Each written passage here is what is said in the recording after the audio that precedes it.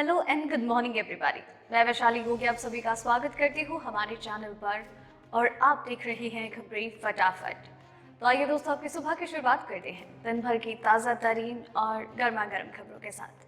आप तो जानते ही हैं हाल फिलहाल में देश और दुनिया का क्या हाल है।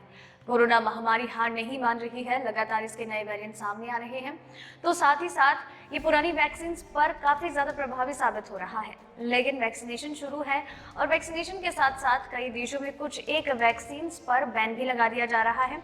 और इसके अलावा देश और दुनिया में और बहुत सारी घटनाएं घटित हो रही हैं। हमारे देश में चाहे किसान आंदोलन हो, किसानों की फसलों की बिक्री हो या फिर कुछ और परिवर्तन हो, पेट्रोल डीजल के दाम हो, महंगाई की मार हो, इस तरीके की बहुत सारी खबरें और अपडेट्स हैं जिनके बारे में हम आपको आगे इस वीडियो में बताएंगे।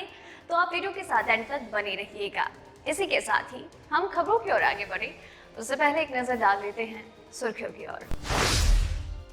पेट्रोल डीजल के दाम पर संसद में हंगामा, राज्यसभा स्थगित, कांग्रेस ने दिया स्थगन पत्र। क्या कोरोना वैक्सीन में गाय, सुअर और अबॉर्टेड बेबी के बॉडी पार्ट्स?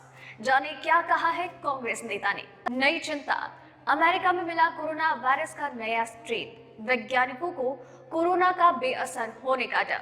महाराष्ट्र के औरंगाबाद में वीकेंड पर लॉकडाउन लागू, जाने क्या क्या रहेगा बंद। राजस्थान में भी लगेगा लॉकडाउन।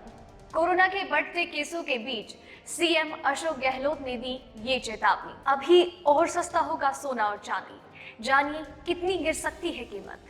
किसानों के लिए अच्छी खबर, गेहूं की एमएसपी पर खरीद 1 अप्रैल से शुरू।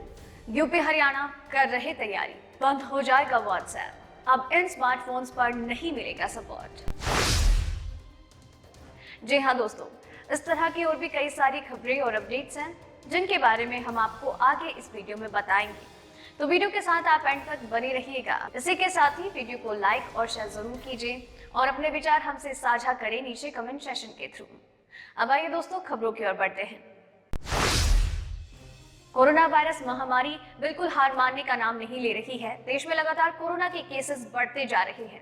भारत के कोरोना वायरस के नए मामलों में एक बार फिर से तेजी देखने को मिल रही है। कुछ समय पहले तक 10,000 के आसपास पहुंच चुके मामले अब 18,000 के ऊपर हो चुके हैं। स्वास्थ्य मंत्रालय की ओर से सोमवार को जारी ताजा आंकड़ों के अनुसार भारत में पिछले 24 घंटे में 18,599 नए कोविड केस दर्ज किए गए। इस दौरान 97 मरीजों की खतरनाक वायरस की वजह से मौत हुई। ताजा आंकड़ों के बाद देश में संक्रमण के कुल मामले 1,12,29,898 हो गए, जबकि अब तक कुल 1,57,853 लोगों की जान जा चुकी है। बीते 24 घंटे में 14,278 मरीज कोरोना से ठीक हुए। अब तक कुल 1,08,82,798 लोग कोरोना को मात देकर वापस अपने घर लौट चुके हैं।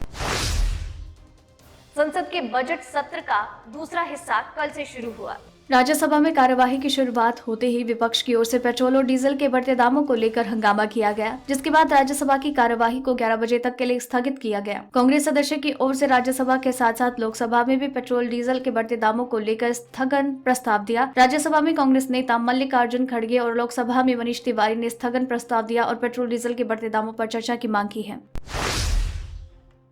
छत्तीसगढ़ के कवर्धा में बोडला नगर पंचायत में सभापति, खाद्य एवं नागरिक आपूर्ति, स्वास्थ्य व चिकित्सा विभाग, कांग्रेस नेता ओम प्रकाश के द्वारा कोविड-19 वैक्सीन को धर्म से जोड़ने का मामला सामने आया है। उन्होंने कहा कि वैक्सीनेशन में गाय, सुअर और अबॉर्टेड बेबी के बॉडी पार्ट होने का हवाला देते हुए कलेक्टर को पत्र लिखकर धर्म के आधार पर छूट मिलने की मांग की है। कांग्रेस नेता यानी कलेक्टर को लिखे अपने पत्र में ओम प्रकाश शर्मा कांग्रेस नेता ने कहा कि कोविड वैक्सीन में गाय, सुअर और अबॉर्टेड बेबी के बॉडी पार्ट रहते हैं। मैं हिंदू धर्म से हूँ और हमारे धर्म में इस तरह की चीजों का सेवन पूरी तरीके से पाप माना जाता है, निषेध है। इसके चलते मुझे और मेरे परिवार को इस टीकाकरण से छूट मिले जो हमारा धर्म भ्रष्ट कर रहा है। कोरोना वायरस को लेकर रोज नई चिंताएं सामने आ रही हैं। हाल ही में अमेरिका में ओरेगोन में ब्रिटेन में मिले वायरस का एक नया प्रकार मिला जो और भी ज्यादा खतरनाक है। खास बात यह है कि ये प्रकार एक नए म्यूटेशन के साथ मिला, जिसके चलते इस पर वैक्सीन का प्रभाव कम होने की संभावना है। हालांकि जानकारों ने लोगों से सतर्क और कोरोना वायरस को लेकर बुनियादी सावधानियों का पालन करने के लिए कहा। शोधकर्ताओं को अब तक ऐसे कॉम्बिनेशन वाला एक ही मामला मिला, लेकिन जेनेटिक एनालिसिस बताता है कि ये वेरिएंट समुदाय में फैला है, ये किसी एक व्यक्ति में तैयार नहीं हुआ। उन्होंने खोज के बाद डेटाबेस को वैज्ञानिकों के साथ साझा किया।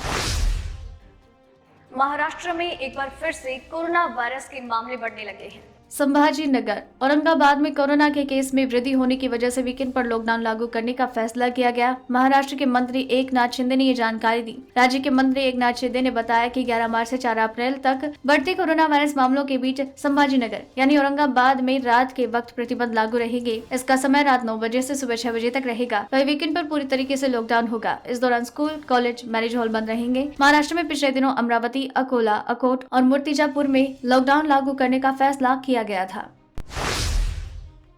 कोरोना वायरस संक्रमण के मामलों में फिर से हो रही वृद्धि को मद्देनजर रखते हुए शनिवार को राज्य के मुख्यमंत्री अशोक गहलोत ने लोगों को आगाह किया है। उन्होंने कहा कि कोविड-19 प्रोटोकॉल का पालन करें, क्योंकि ऐसा नहीं करने पर सरकार को सख्ती बरतनी होगी। इस बीच राज्य सरकार ने और 4 राज्यों से राजस्थान आने वाले लोगों के लिए कोरोना वायरस जांच रिपोर्ट दिखाना अनिवार्य होगा। राज्य में शनिवार को भी संक्रमण के 200 से ज्यादा यानी कि 233 नए मामले आए और अभी तक कुल 3,21,356 लोगों के संक्रमण की पुष्टि हो चुकी है। इसका जिक्र करते हुए गहलोत ने कहा, आमजन से अपील है कि प्रोटोकॉल का पूर्ववत पालन करे और अन्यथा सरकार को पहले की तरह सख्ती बरतनी होगी।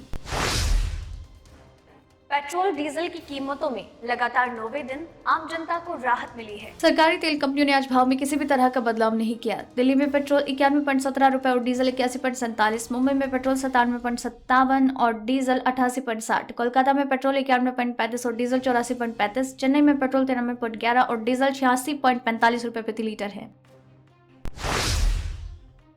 कमजोर वैश्विक संकेतों से देश के सराफा बाजार में कमजोरी देखने को मिली और फिर डॉलर में आई मजबूती से ये कमजोरी जारी रह सकती है। भारत में सोने का भाव बीते 7 महीने 11,500 रुपए प्रति 10 ग्राम टूट चुका, जबकि अंतर्राष्ट्रीय बाजार में पीली धातु रिकॉर्ड ऊंचाई से $400 प्रति औंस से ज्यादा फिसला है। बॉन्ड बाजार से बेहतर रिटर्न मिलने और डॉलर में मजबूती आने से सोने और चांदी में निवेश के प्रति निवेशकों का रुझान मंद पड़ने से बुलियन बाजार की चाल सुस्त पड़ गई। भारतीय वायदा बाजार मल्टी कमोडिटी एक्सचेंज MCX पर शुक्रवार को सोने का भाव 44,217 रुपए प्रति 10 ग्राम टूटा, वही चांदी का भाव बीते हफ्ते 64,790 प्रति किलो तक टूटा।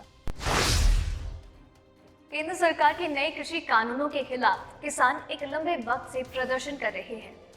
इस बीच सरकार न्यूनतम समर्थन मूल्य पर फसलों की लगातार खरीद कर रही है। इसी कड़ी में अब उत्तर प्रदेश की योगी सरकार के बाद हरियाणा की मनोहर लाल खट्टर सरकार ने MSP पर गेहूं की सरकारी खरीद शुरू करने का ऐलान किया। दोनों ही राज्यों में 1 अप्रैल 2021 से गेहूं की सरकारी खरीदारी शुरू करने की तैयारियां हो रही है। बता दें कि पिछली बार हरियाणा में 10 अप्रैल से गेहूं की सरकारी खरीद शुरू हुई। इससे अगेती फसल के भंडारण में किसानों को काफी परेशानी उठानी पड़ी थी। अगर आप अपने फोन में WhatsApp का इस्तेमाल करते हैं तो ये खबर आपके लिए ही है।